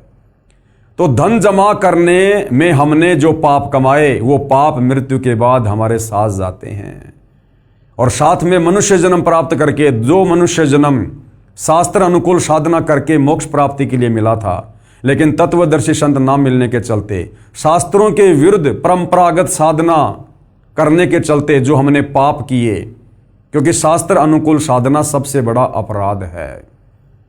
तो शास्त्र विरुद्ध साधना करके, परमेश्वर को दुखी करके, मनुष्य जन्म को बर्बाद करके हमने जो पाप कमाए, फिर अंत में शरीर छूटने के बाद वो पाप हमारे साथ जाएंगे। आपको मिले धन संग्रह तथा भक्ति शास्त्र अनुकूल ना करने के पाप, जिसके कारण आप कुक्कर यानी फिर हम क्या क्या बने? कुत्ता, खर यानी गधा, सुकर यानी सुअर, और कौवा, काग पक्षी, हंस एक पक्षी जो केवल सरोवर में मोती खाता है, बुगा यानी बुगला पक्षी, आदि आदि की योनियों को प्राप्त करके कष्ट उठाया। तत्वदर्शी संत ना मिलने के कारण ये आत्मा इतने कष्ट उठाती है काललोक में। फिर आगे क्या बताया है पूज्य गुरुदेव भगवान ने? कोटि जन्म तू राजा की न्या, मिटी न मन की आशा, और भिक्षुक होकर दर दर हांड्या, मिला न निर्गुण रासा। फिर क्या कष्ट उठाए हमने यहां पर काल के लोक में? सरलार्थ, हे मानव, आप जी ने काल ब्रह्म की कठिन से कठिन साधना की, वेदों को पढ़ा, वेदों को पढ़ के हमने निष्कर्ष निकाल लिया कि ये जो ओम नाम है ये ब्रह्म का है, यही परमात्मा, यही परमेश्वर है। था वो काल, उसकी प्राप्ति के लिए, मोक्ष के लिए ना जाने हमने कैसी कैसी कठिन साधनाएं की, घर छोड़ दिया, संपत्ति छोड़ दी, तत्व ज्ञान के अभाव में जंगलों में चले गए, गुफाओं में चले गए। हमने अपने शरीर की भी परवाह नहीं की, अपने शरीर को हमने एक जगह बैठकर तप करके नष्ट कर दिया, हमने उसको गला दिया, मिट्टी बन गया हमारा शरीर। भाई और बहनों, ये बातें बिल्कुल सत्य हैं, ये गलत नहीं हैं, लेकिन उसके बावजूद भी हमें परमात्मा नहीं मिला, क्योंकि हमारा भक्ति का मार्ग सही नहीं था, शास्त्रों के अनुसार नहीं था, हमें कोई तत्वदर्शी संत नहीं मिला, जिस कारण से हमने अपने शरीर की भी परवाह नहीं की, शरीर भी हमने गला दिए, नष्ट कर दिए कि हमें मोक्ष मिल जाए, हमें भगवान मिल जाए, हमारा जन्म मरण से छुटकारा हो जाए। ऐसी ऐसी कठिन साधनाएं, घोर साधनाएं आप और हमने युगों युगों की है, असंख्यों बार की है। आप जो एक छोटा सा वीडियो दिखाता हूं वर्तमान का। वर्तमान में हरियाणा में कोई गांव है, वहां पर शास्त्र विरुद्ध साधना कर रहा एक साधु है, जो मनमुखी साधना कर रहा है, पाखंड साधना कर रहा है, शास्त्रों के विरुद्ध साधना कर रहा है, हठ योग कर रहा है, तप कर रहा है, और पिछले 5 वर्षों से वो अपने पैरों पर खड़ा है, यानी जमीन से वो पैर नहीं हटाता 5 वर्षों से, और कह रहा है कि मैं 10 साल तक ये साधना करूंगा और उसके बाद क्या होगा? उसके बाद मुझे शंकर जी के दर्शन होंगे, यानी जो भी उसका इष्ट देव है कि वो मुझे दर्शन देंगे। अगर उसने दर्शन दे भी दिए तो क्या मिलेगा भाई और बहनों? क्या मिलेगा? वो कह रहा कि मुझे 10 साल के बाद में ऐसी घोर साधना करने के बाद, आप ये वीडियो देखिए एक बार भाई और बहनों, इनके पैरों की क्या हालत हो रही है। अभी तो इनकी साधना 5 साल और बाकी है। 5 साल में इनके पैरों की क्या हालत होगी, हाथी जैसे पांव हो गए। इनके सेवक दिन रात इनके पांव में दवाई लगाते रहते हैं, तेल लगाते रहते हैं, पीड़ा बहुत ज्यादा हो रही है। और इस नादान को अपने शरीर की भी चिंता नहीं है कि इसमें कोई कीड़े पड़ जाएंगे, कोई मवाद पड़ जाएगी, पैर खराब हो जाएगा, कैंसर हो जाएगा, कोई परवाह नहीं कर रहा। ये ऐसे ही आप और हमने युगों युगों भाई और बहनों इस शरीर को ऐसे ही हमने कष्ट दिया है तत्व ज्ञान के अभाव में, ये सोच करके मुझे मोक्ष मिलेगा, मेरे इष्ट के दर्शन होंगे, लेकिन अंत में कुछ भी हाथ नहीं लगा। भिक्षुक होकर दर दर हांड्या, मिला न निर्गुण राशा। निर्गुण राशा यानी वो मोक्ष वाला मार्ग नहीं मिला हमें। अभी तो इसकी 5 साल बाकी हैं इस साधना की, इस पाखंड पूजा की। और कह रहा कि मुझे 10 साल बाद जब मेरी साधना समाप्त होगी, मुझे मेरे इष्ट भगवान शंकर दर्शन देंगे। अब भाई और बहनों, अगर इस भाई को तत्व ज्ञान होता, सच्चा सतगुरु अगर इसके भाग्य में होता, और देखो वो वाणी बिल्कुल सत्य है कि सकल पदार्थ है जगमाही, भाग बिना नर पावत नाही, कर्महीन नर पावत नाही। हरियाणा में ही परमपिता परमात्मा कबीर साहब सतगुरु रामपाल जी के रूप में आए हुए हैं, और ये भाई भी हरियाणा में ही है, फिर भी इसका मेल परमात्मा से नहीं हो रहा है, क्योंकि कर्महीन है, इसके भाग्य में परमात्मा नहीं है, मोक्ष नहीं है। और कह रहा जब मेरी साधना 10 साल पूरी हो जाएगी, मैं अपने इष्ट शंकर जी के दर्शन करूंगा। अब आप और हमें पता है भाई और बहनों, आज गुरुदेव ने हमारी आंखें खोल दी, वरना हमने भी असंख्य जन्म ऐसे डले ढोए शास्त्र विरुद्ध साधना करके। अब ये शंकर जी के 10 साल बाद दर्शन करके क्या प्राप्त कर लेगा? जब गीता जी हवाला दे रही है कि श्री कृष्ण उर्फ विष्णु, अर्थात ये तीनों भाई हैं ब्रह्मा विष्णु महेश, जब ये तीनों नाशवान हैं, जन्म और मरण में हैं, इनका भी मोक्ष नहीं है, तो उस शंकर का दर्शन करके ये क्या प्राप्त कर लेगा? रहना तो जन्म मरण में है, लक 84 में है। और अगर इसको तत्वदर्शी संत मिला होता तो इसको ज्ञान होता कि मैं तो केवल 10 साल ऐसी कठिन साधना करके जो शास्त्रों के विरुद्ध है, केवल शंकर जी के दर्शन ही मात्र कर पाऊंगा। अरे शंकर जी की धर्म पत्नी पार्वती, वो तो सदा उसके दर्शन किया करती थी, उसकी अर्धांगिनी थी, उसके साथ रहा करती थी। वो भी हर बार जन्म रही थी, मर रही थी, उसका भी मोक्ष नहीं हो रहा था। 108वें जन्म में नारद जी ने आकर उसको बताया कि शंकर जी के गले में जो रुंड माला है ना, ये तेरे शीश हैं, तेरे मरने के बाद ये तेरे से इतना प्रेम करते हैं, मरने के बाद, और ये तेरा रुंड काटकर धागे में डालकर और अपनी माला बनाकर गले में पहनते हैं। तो पार्वती ने कहा कि ये क्या चक्कर है? तो नारद ने कहा कि माता जी तेरा मोक्ष नहीं हुआ, तुझे वो अमर मंत्र प्राप्त नहीं है, जिस अमर मंत्र को प्राप्त करके तेरी उम्र भी शंकर जी के जितनी हो जाएगी। यानी तू उस समय तक नहीं मरेगी जब तक भगवान शंकर नहीं मरेंगे। मरना अंत में दोनों को है।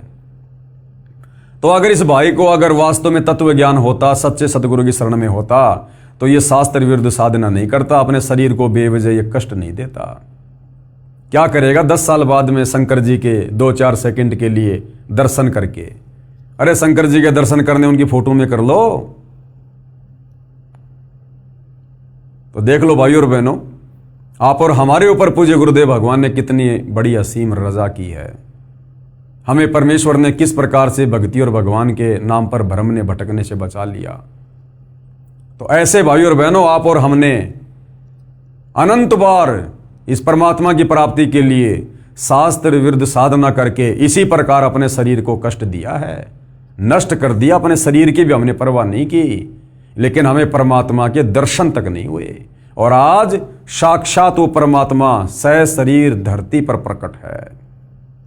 आज भी यदि हम मौका चूक जाएंगे, उनको ना पहचान कर, उनको परमेश्वर ना मानकर अगर हमने गफलत कर दी, उनके द्वारा दी गई भक्ति साधना में कोई त्रुटि कर दी, मर्यादाओं में कोई त्रुटि कर दी, भक्ति भाव में कोई त्रुटि कर दी, और यदि हमारे किसी भी कर्म और क्रिया से यदि गुरुदेव भगवान नाराज हो गए, फिर हम इसी प्रकार से जन्म और मरण में और ये कष्ट भोगेंगे। तो आज हमने इस मौके को चूकना नहीं है। तो क्या कहा जा रहा कि हे मानव, आप जिन्हें काल ब्रह्म की कठिन से कठिन साधना की, घर त्याग कर जंगल में निवास किया, फिर भिक्षा प्राप्ति के लिए गांव व नगर में घर घर के द्वार पर हंड्या अर्थात घूमा। जंगल में साधनारत साधक निकट के गांव या शहर में जाता है। एक घर से भिक्षा पूरी नहीं मिलती तो अन्य घरों से भोजन लेकर जंगल में चला जाता है। कभी कभी तो साधक यानी भगत एक दिन भिक्षा मांग कर लाते हैं, उसी से 2-3 दिन निर्वाह करते हैं। रोटियों को पतले कपड़े, रुमाल जैसे कपड़े को छालना कहते हैं, छालने में लपेटकर पेड़ की टहनियों से बांध देते थे। वे रोटियां सूख जाती थी, उनको पानी में भिगोकर नरम करके खाते थे। वे प्रतिदिन भिक्षा मांगने जाने में जो समय व्यर्थ होता था, उसकी बचत करके उस समय को काल ब्रह्म की साधना में लगाते थे। कितनी महत्वपूर्ण बात है भाइयों और बहनों। जो साधक सतयुग त्रेता द्वापर में आप और हम ही थे भाइयों और बहनों, जो परमात्मा प्राप्ति के लिए भटक रहे थे, और हम उस समय इतना भी समय व्यर्थ में गंवाना उचित नहीं मानते थे कि क्या पता भगवान नाराज हो जाए। जितनी भक्ति कमाई कर सकते हैं कर लो, इस शरीर का कोई भरोसा नहीं। ये सोचकर आप और हम उन युगों में गांव में जाते थे, 2-4, 5-10 रोटियां मिलती थी लेकर आते थे, थोड़ा बहुत खाते थे, बाकी रोटियों को पेड़ से टांग देते थे, सूख जाती थी वो, और उन्हीं रोटियों को पानी में भिगो भिगो के नरम करके खाते थे। हर दिन गांव नहीं जाते थे भिक्षा लेने, ये सोचकर कि गांव में जाऊंगा आऊंगा 2 घंटे का मेरा समय बर्बाद होगा। तो सोचो भाइयों और बहनों, वर्तमान में तो हमें वास्तव में शास्त्र अनुकूल साधना मिली है, मोक्ष का मार्ग मिला है। इस समय आप और हमारे समय और श्वासों की कितनी कीमत है। इसलिए गुरुदेव भगवान कहते हैं कि ज्यादा से ज्यादा समय अपने परमेश्वर की भक्ति को दो, सेवा को दो, सुमरण को दो, सत्संग को दो। व्यर्थ में इधर उधर घूमना फिरना, व्यर्थ की बातें करना, बात बात में रिश्तेदारियों में जाना, घूमने फिरने जाना, ये भगत को शोभा नहीं देता है। अब भगत ने तो समय का सदुपयोग करने के लिए, अपनी रोजी रोटी के लिए पहले जहां हम 10-10, 12-12 घंटे काम करते थे, हमने उसको भी सीमित कर देना चाहिए। क्योंकि जब हमारे खर्चे सीमित हो गए तो हमारा काम धंधा भी सीमित हो जाना चाहिए। और अब तो हम सतगुरु की शरण में हैं, जिस भगवान ने हमारे को करने के लिए भजन दिया है और खाने के लिए भोजन भी देगा, भूखा नहीं रखेगा। तो अब आप और हमारे समय और श्वासों की कितनी कीमत है, ये हमें समझ में आ जानी चाहिए। छालने में लपेटकर वृक्ष की टहनियों से बांध देते थे। वे रोटियां सूख जाती हैं, उनको पानी में भिगोकर नरम करके खाते थे। वे प्रतिदिन भिक्षा मांगने जाने में जो समय व्यर्थ होता था, उसकी बचत करके उस समय को काल ब्रह्म की साधना में लगाते थे। भावार्थ है कि जन्म मरण से छुटकारा पाने के लिए अर्थात पूर्ण मोक्ष प्राप्ति के लिए वेदों में वर्णित विधि तथा लोक वेद से घोर तप करते थे। उनको तत्वदर्शी संत न मिलने के कारण निर्गुण राशा अर्थात गुप्त ज्ञान, जिसे तत्व ज्ञान कहते हैं, जो आज आप और हमें प्राप्त है, वह नहीं मिला। क्योंकि यजुर्वेद अध्याय 40 मंत्र 10 में तथा चारों वेदों का सारांश रूप श्रीमद् भगवत गीता अध्याय 4 श्लोक 32 तथा 34 में कहा है कि जो यज्ञों अर्थात धार्मिक अनुष्ठानों का विस्तृत ज्ञान स्वयं सच्चिदानंद घन ब्रह्म अर्थात कबीर परमेश्वर अर्थात परम अक्षर ब्रह्म अपने मुख कमल से बोलकर सुनाता है, वह तत्व ज्ञान अर्थात सूक्ष्म वेद है। गीता ज्ञानदाता ब्रह्म ने कहा है कि उस तत्व ज्ञान को जिस तत्व ज्ञान को कबीर परमात्मा स्वयं धरती पर प्रकट होकर अपने मुख कमल से कबीर वाणी द्वारा बोलता है, तू तत्व ज्ञानियों के पास जाकर समझ। गीता ज्ञानदाता कहता कि अर्जुन, वो ज्ञान मेरे पास भी नहीं है, वो पूर्ण मोक्ष वाला ज्ञान, वो तत्व ज्ञान, वो मेरे पास में भी नहीं है। उस ज्ञान को, जिस ज्ञान को परमात्मा सतलोक से चलकर धरती पर प्रकट होकर अपने मुख कमल से बोलता है, चारों युगों में कबीर परमात्मा जी आते हैं। सतयुग में सतसुकृत ऋषि के नाम से इसी प्रकार से अपनी वाणी द्वारा ज्ञान बोलते हैं, तत्व ज्ञान का प्रचार करते हैं। त्रेता युग में मुनिंद्र ऋषि के नाम से, द्वापर में करुणामय ऋषि के नाम से और कलयुग में कबीर नाम से आए और अपने तत्व ज्ञान को अपनी कबीर वाणी द्वारा बोला। साधु संतों ने लिपिबद्ध किया। कह रहे उस ज्ञान को जो तत्व ज्ञान है उसको तू तत्व ज्ञानियों के पास जाकर समझ, यानी किसी तत्वदर्शी संत के पास जाकर समझ। तू तत्व ज्ञानियों के पास जाकर समझ, उनको दंडवत प्रणाम करने से, नम्रता पूर्वक प्रश्न करने से वे परमात्म तत्व को भली भांति जानने वाले तत्वदर्शी संत तुझे तत्व ज्ञान का उपदेश करेंगे।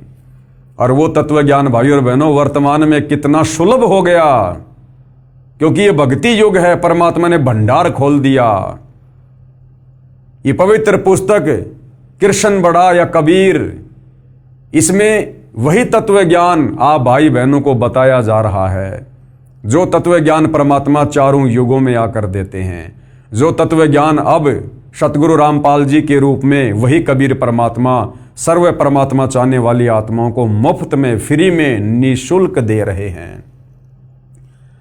तुझे तत्व ज्ञान का उपदेश करेंगे। इससे सिद्ध हुआ कि तत्व ज्ञान ना वेदों में है।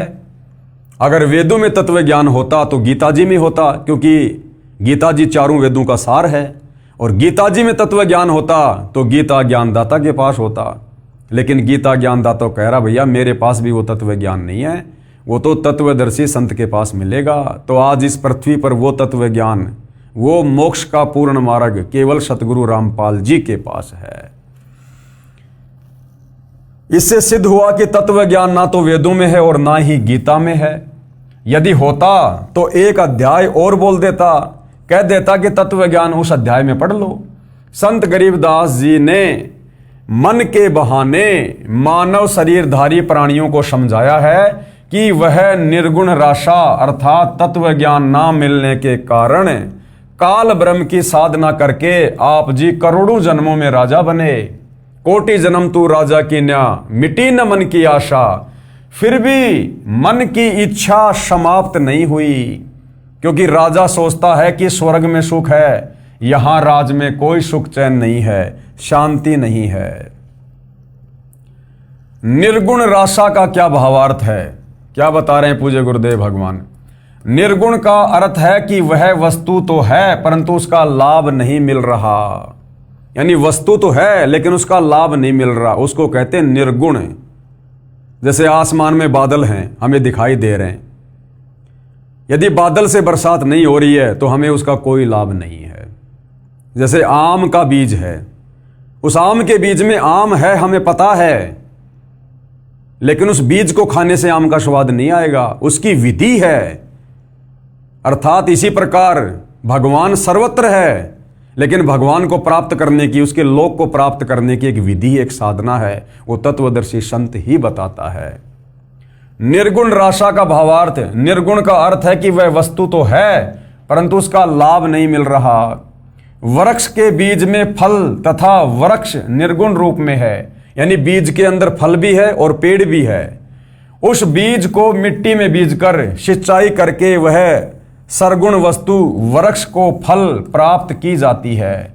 ये ज्ञान ना होने से आम के फल व छाया से वंचित रह जाते हैं। राशा का मतलब होता झंझट अर्थात उलझा हुआ कार्य। सूक्ष्म वेद में परमेश्वर कबीर जी ने कहा है कि नो मन सूत उलझिया ऋषि रहे झकमार, सतगुरु ऐसा सुलझा दे उलझे न दूजी बार। 9 मन यानी 360 किलोग्राम, सूत यानी कच्चा धागा। कबीर 9 मन सूत उलझिया ऋषि रहे झकमार, सतगुरु ऐसा सुलझा दे उलझे न दूजी बार।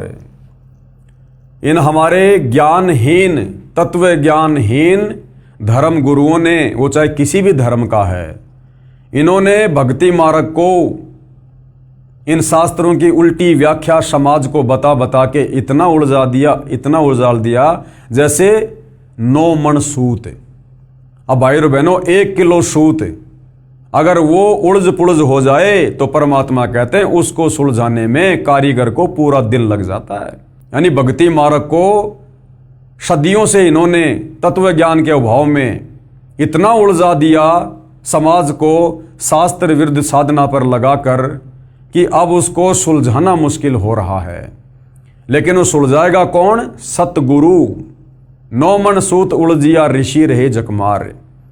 इस भक्ति मार्ग को इतना उलझा दिया कि ये हमारे धर्म गुरु सुलझाने में लगे हुए हैं, लेकिन ये सुलझा नहीं पा रहे। और सतगुरु ऐसा सुलझा दे, उलझे न दूजी बार। अब सतगुरु रामपाल जी ने अपने तत्व ज्ञान से इन धर्मशास्त्रों को खोल खोल कर ऐसा सुलझा दिया, ऐसा समझा दिया, इस कलयुग में परमात्मा चाहने वाली आत्माओं के लिए दोबारा नहीं उलझेगा। कबीर नौ मन सूत उलझिया ऋषि रहे जकमार। सतगुरु ऐसा सुलझा दे, उलझे न दूजी बार। क्या कह रहे हैं? परमेश्वर कबीर जी ने कहा है कि अध्यात्म ज्ञान रूपी नौ मन सूत उलझा हुआ है।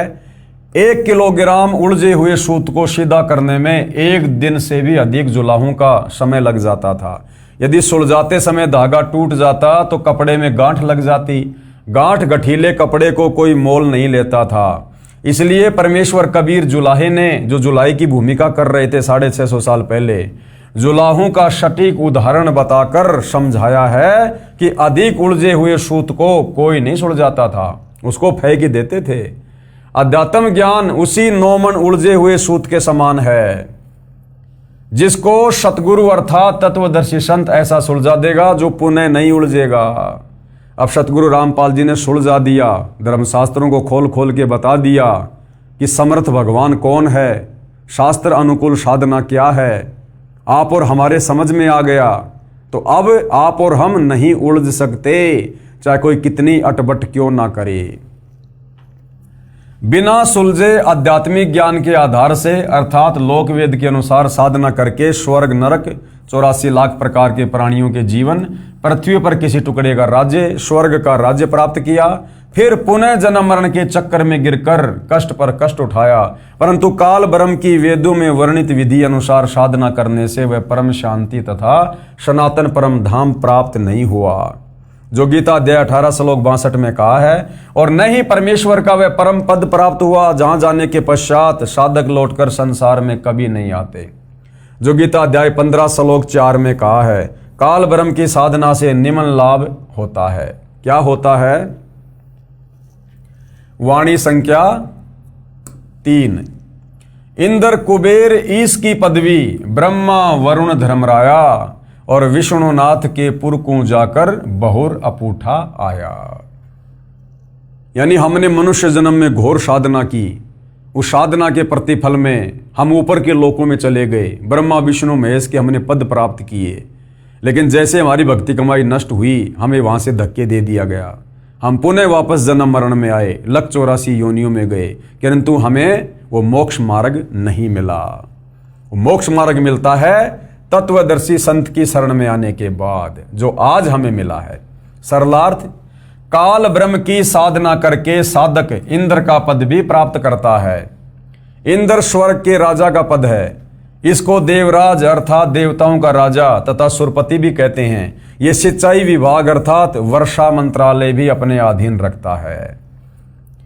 अब यहां पर गुरुदेव भगवान कह रहे हैं कि मन में एक प्रश्न खड़ा होगा कि इंद्र की जो पदवी है वो कैसे प्राप्त होती है, इंद्र की पोस्ट आत्मा को कैसे प्राप्त होती है। तो क्या कह रहे हैं गुरुदेव? उत्तर, अधिक तप करने से या 100 मण 4000 किलोग्राम गाय या भैंस के घी का प्रयोग करके धर्म यज्ञ करने से एक धर्म यज्ञ संपन्न होती है। 100 मण देसी घी लगाकर जो यज्ञ की जाती है, अब जिसमें 100 मण देसी घी लगेगा, उसमें बाकी सामान आटा, मैदा, चीनी, ये और कितना सामान लगेगा। 100 मण देसी घी यानी 4000 किलोग्राम देसी घी से जो यज्ञ की जाती है, एक यज्ञ ऐसी 100 यज्ञ करनी पड़ती है, और एक भी यज्ञ खंडित नहीं होनी चाहिए। अगर आपने ऐसी 99 यज्ञ पूरी कर ली, इतना धन, इतनी सावधानी आपने बरती, और 100वीं यज्ञ यदि आपकी खंडित हो गई, कोई नियम मर्यादा में चूक हो गई, तो आपकी सारी यज्ञ खंडित मानी जाएगी और आपने फिर से इंद्र की वो पदवी प्राप्त करने के लिए नए तरीके से 1 नंबर से आपने फिर से यज्ञ शुरू करना पड़ेगा। तब कहीं जाकर 100 यज्ञ संपूर्ण होने पर इंद्र की पोस्ट मिलती है।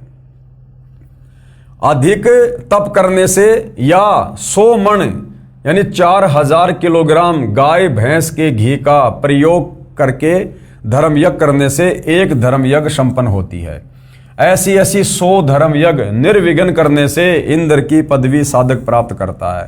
तप या यज्ञ के दौरान यज्ञ या तप की मर्यादा भंग हो जाती है तो नए सिरे से यज्ञ तथा तप करना पड़ता है।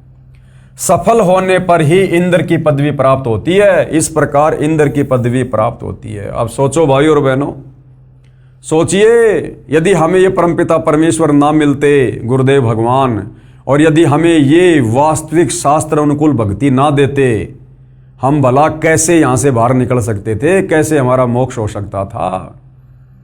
जब इस काल के लोक में और देवताओं के राजा इंद्र की पोस्ट प्राप्त करने के लिए इतनी कठिन साधना, ऐसा यज्ञ, और तब कहीं जाकर क्या मिलता है, इंद्र की पदवी, और इंद्र का पद भोगने के बाद फिर वो आत्मा गधा बनती है। तो सोचो भाई और बहनों, सतलोक जाने के लिए हमने क्या कुछ कुर्बानी देनी पड़ेगी। इस प्रकार की भक्ति करके तो हम लाख जन्म भी सतलोक नहीं जा सकते। इसलिए परमेश्वर ने आज हमें वो शास्त्र अनुकूल भक्ति मार्ग दिया है जिसमें थोड़ी सी भक्ति से यदि मर्यादा में रहकर की जाए, गुरु को परमात्मा मानकर, तो थोड़ी सी भक्ति से आप और हम ढेर सारे भक्ति के धनी बन जाते हैं। हमें जो गुरुदेव भगवान मंत्र देते हैं उनकी महिमा करते हुए बताते हैं कि एक शतनाम के मंत्र में यदि साधक मर्यादा में रहकर गुरु को परमेश्वर मानकर जाप करता है तो एक शतनाम मंत्र की इतनी कमाई है कि ये ब्रह्मा विष्णु महेश के जो 3 लोक हैं, स्वर्ग लोक, पाताल लोक और ये धरती पृथ्वी लोक, कहते हैं ये तो पासिंग है, पासिंग है, इनकी तो कोई वैल्यू भी नहीं है। इतनी कमाई, इतने भक्ति धन के धनी हम एक शतनाम की विधिवत जो है जाप से हम इतने धनी हो जाते हैं। तो सोचो भाई और बहनों, हम युगों युगों से कितने खाली हो चुके हैं भक्ति धन से, जो आज इतना सुमरण करके, इतनी भक्ति करके भी हमें कुछ महसूस नहीं हो रहा है। हालांकि हम जो भक्ति कमाई कर रहे हैं वो सूक्ष्म है, ये वैसे दिखाई नहीं देगी। अगर दिखाई देने लग गई तो हम इसको बर्बाद करने में भी पीछे नहीं हटेंगे। तो परमेश्वर ने सूक्ष्म तरीके से इस भक्ति धन को जमा करना होता है। जिस प्रकार एक तो कोई व्यक्ति नोटों का थैला भरकर बैंक में जाता है पैसे जमा कराने, तो सबको पता होता है कि देखो इतने सारे नोट। और आजकल मोबाइल में क्या होता है, फोन पे, गूगल पे, पेटीएम, चाहे लाख रुपए डाल दो, पता ही नहीं चलता सेकंड में। तो इसी प्रकार से हम जो शास्त्र अनुकूल साधना गुरुदेव भगवान से लेकर कर रहे हैं, ये हमारी भक्ति कमाई हमें दिखाई नहीं दे रही, लेकिन ये सूक्ष्म रूप से जमा हो रही है उस भगत की जो भगत पूर्ण मर्यादा में रहकर गुरु को परमात्मा मानकर भक्ति कर रहा है। इस प्रकार इंद्र की पदवी प्राप्त होती है।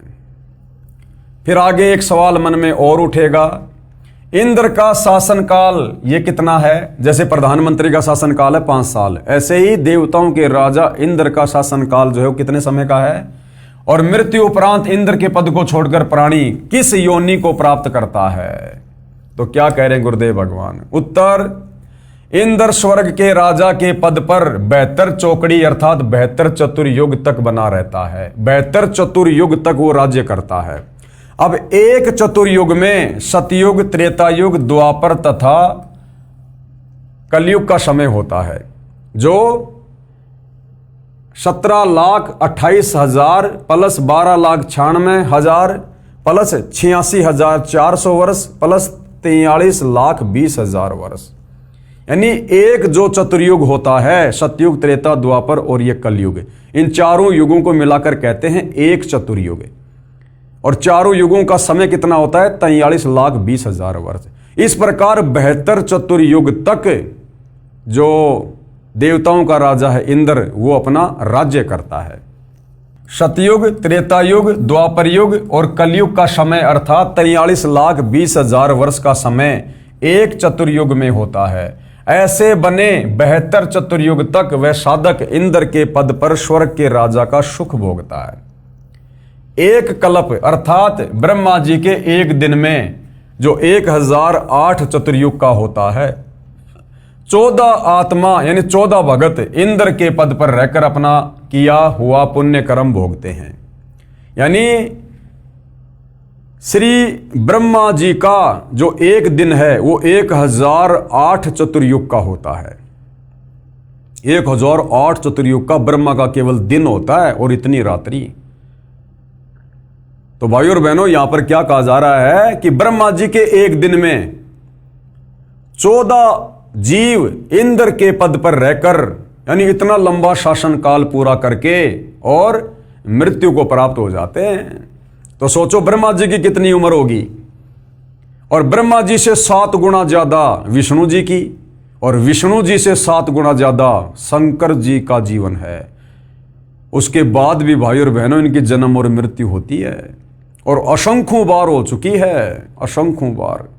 और जब ऐसे ऐसे 70,000 शिव जी मर जाते हैं, उसके बाद एक ब्रह्मांड में रहने वाला ये सदाशिव ये काल मरता है।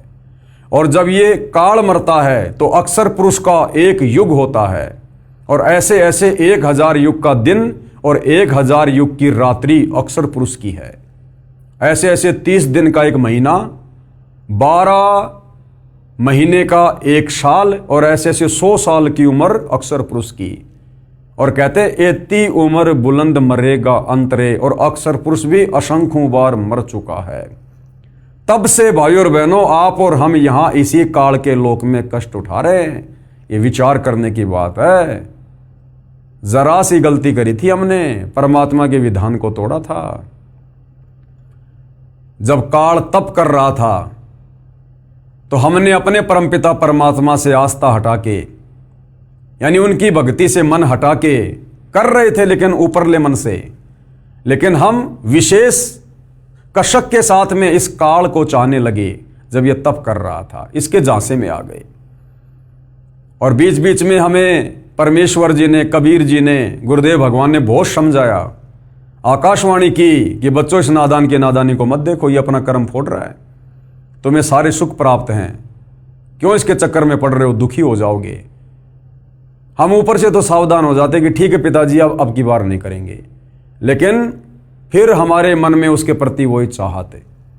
यानी परमात्मा से आस्था हटाकर हमने एक जीव के ऊपर आस्था लगाई, हमने अपने परमात्मा के वचन को तोड़ा, और उसकी हमने कितनी सख्त और कितनी लंबी सजा पाई। आज भी हम जेल में ही हैं, सतलोक नहीं गए अभी भी हम जेल में ही हैं। तो सोचो भाइयों और बहनों, आज स्वयं वो कबीर परमात्मा फिर से आप और हम पर दया करके इस पृथ्वी पर प्रकट है सदगुरु रामपाल जी के रूप में। और आज फिर से उन्होंने हमें भक्ति दे दी जो भक्ति हम सतलोक में करते थे, और आज हमें फिर से वही मर्यादा दे दी जो मर्यादा सतलोक में थी। आज यदि हमने फिर से उनके किसी भी वचन को तोड़ दिया, किसी भी मर्यादा को तोड़ दिया, तो सोचो भाइयों और बहनों फिर हमारे साथ में क्या बनेगी। ये दूसरा मौका दिया परमात्मा ने, और कहते हैं जीवन में 2 मौके और एक बाल पर 2 छक्के ये किसी भाग्यवान को मिलते हैं। तो ये आप और हमारा दूसरा और अंतिम मौका है।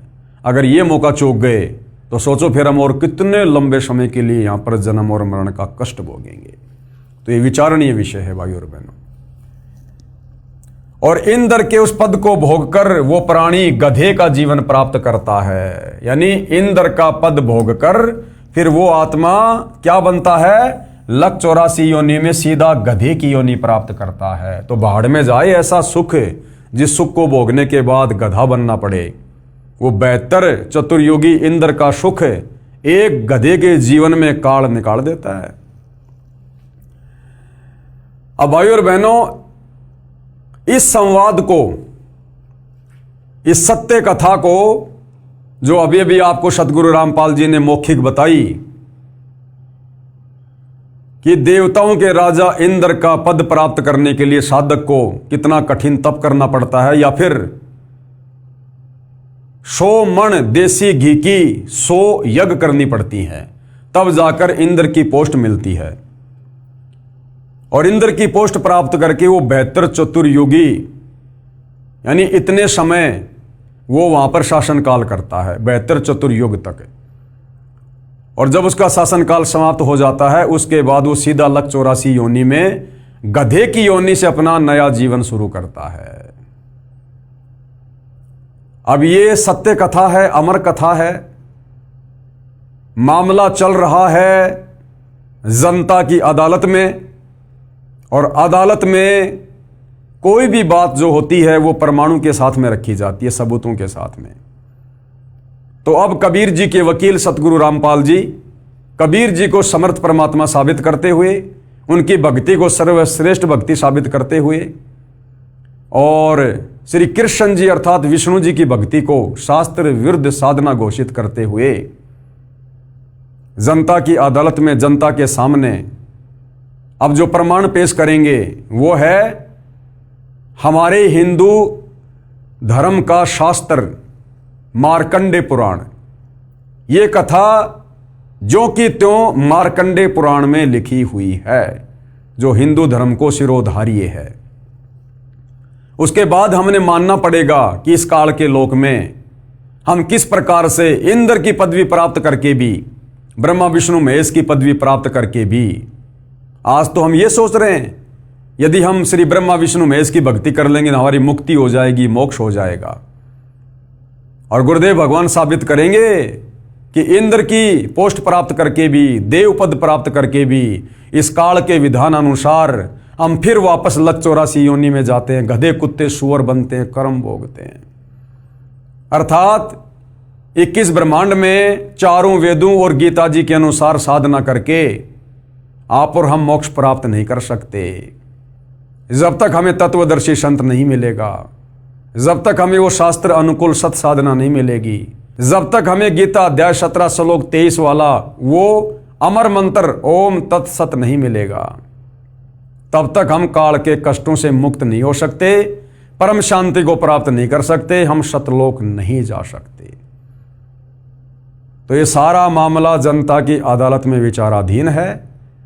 एक तरफ श्री कृष्ण जी के वकील हिंदू धर्मगुरु खड़े हैं, दूसरी तरफ कबीर जी के वकील सतगुरु रामपाल जी खड़े हैं, और सतगुरु रामपाल जी धर्मशास्त्रों को आधार बनाकर जनता के सामने सारे प्रमाण कि कबीर बड़ा या कृष्ण, कबीर की भक्ति सर्वश्रेष्ठ या कृष्ण की, कबीर की भक्ति शास्त्र अनुकूल या कृष्ण की भक्ति शास्त्र विरुद्ध, इस बात को प्रमाणित कर रहे हैं, ताकि सदियों से भक्ति और भगवान के नाम पर भ्रमित भगत समाज अपनी आंखों से अपने ही धर्मशास्त्रों में छुपी सच्चाई को देखकर तत्वदर्शी संत सतगुरु रामपाल जी से उपदेश लेकर अपनी आत्मा का कल्याण करवाए।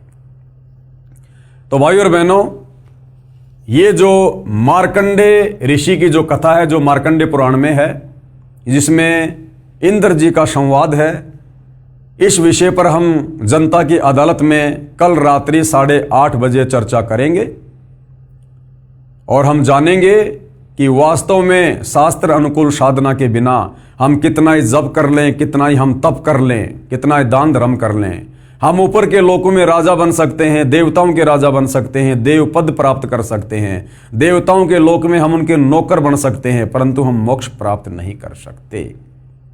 और मोक्ष नहीं मिला तो क्या फायदा इतनी मेहनत का, इतने तप करने का, इतने यज्ञ करने का, व्यर्थ, यूजलेस।